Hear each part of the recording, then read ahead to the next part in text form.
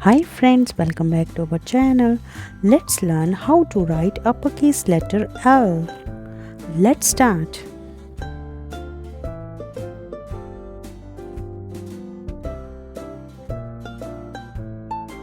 Tracing letters.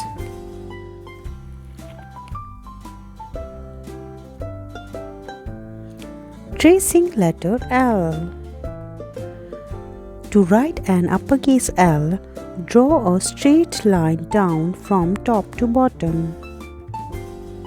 Then add a shorter straight line across the bottom from left to right. Repeat again. Draw a straight line down from top to bottom. Then add a shorter straight line across the bottom from left to right. Let's tracing letter L.